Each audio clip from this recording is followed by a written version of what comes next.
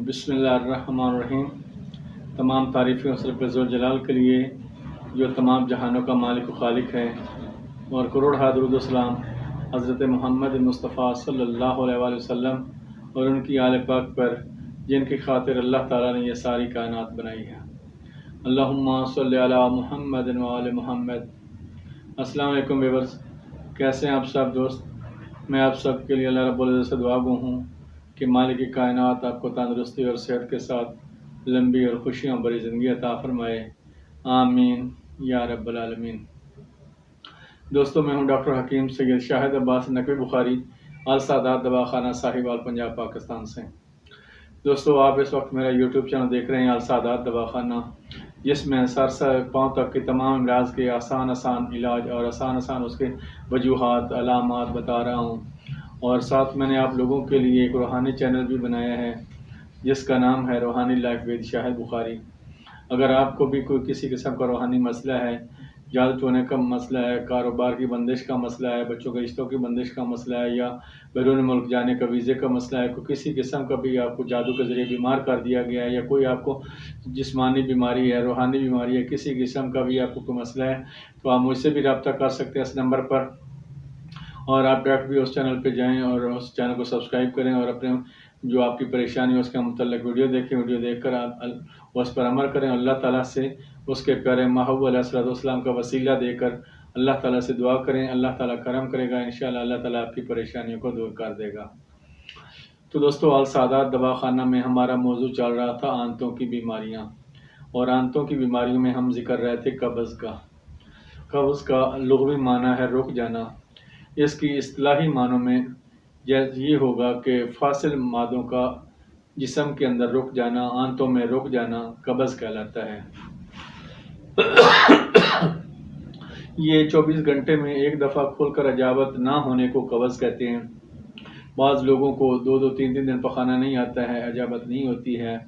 اور ان کو بھوک نہیں لگتی ہے۔ یہ معدے کے جو اثرات ہوتے ہیں یا آنتوں کے قبض کے ہوتے ہیں، اس کی وجہ سے مزید آگے بیماریاں پھیلتی ہیں، کیونکہ حکمت میں قبض کو ام الامراض کہا گیا ہے، اور اس مرض کی وجہ سے آگے کئی مزید امراض جنم لیتے ہیں۔ اور اس مشینی دور میں یہ جو عام فکر کا دور ہے، تفکر جتنے بھی پریشانیاں ہیں، ذہنی ٹینشنیں ہیں، کاروبار کے مسائل ہیں، یا بچوں کے رشتوں کی بندش کا مسئلہ ہو، کسی قسم کا بھی کوئی آپ کو ذہنی پریشانی کا جو دور چل رہا ہے، اس میں اس وجہ سے بھی زیادہ قبض ہو جاتی ہے، معدے کے امراض زیادہ ہوتے ہیں، ٹینشن کی وجہ سے، پریشانی کی وجہ سے بھی قبض ہو جاتی ہے۔ اس لیے انسان کو خوش رہنا چاہیے، اور غذاؤں میں ایسی غذائیں استعمال کریں جو ثقیل نہ ہوں، بادی نہ ہوں، ایسی غذائیں استعمال کریں جن میں تری ہو، جیسے کہ آئل وغیرہ ہو گیا، کسٹر آئل، اور کبھی دودھ میں گھی ڈال کے لوگ استعمال کرتے تھے پہلے، تو آج کل وہ گھی کو تو بالکل ہی منع کر دیا گیا کہ گھی سے کولیسٹرول بڑھ جاتا ہے، تو آپ جو ہے نا اپنے اندر جو ہے چکنائی کو کم کر، جیسے چکنائیاں کم ہو رہی ہیں ہمارے اندر سے، تو اس وجہ سے قبض بھی زیادہ ہو رہی ہے۔ اور اس قبض سے مزید آگے جو امراض پھیلتے ہیں، ان میں جگر کے امراض ہیں، ہیپاٹائٹس ہے، ہیپاٹائٹس اے بی سی ہیں، اس کی آگے مزید اقسام بڑھ جاتی ہیں۔ اس کے علاوہ گردے کے امراض بن جاتے ہیں، تیلی کے امراض بن جاتے ہیں، اس کے ساتھ ہی بواسیر بن جاتی ہے، اس کے ساتھ ہی دل کی دھڑکن تیز ہو جاتی ہے، سانس کا پھولنا، آنکھوں کے سامنے اندھیرا سا چھا جانا، سر میں درد رہنا، اور اس کے اگر عورت ہے تو ساتھ لکوریے کا ہو جانا، اگر مرد ہے تو دانت جریان کا، یہ آگے مزید قبض سے آگے امراض پھیلتے جاتے ہیں۔ تو لہٰذا جو ہے نا آپ کو معدے کے امراض اور قبض کی طرف لازمی توجہ دینی چاہیے۔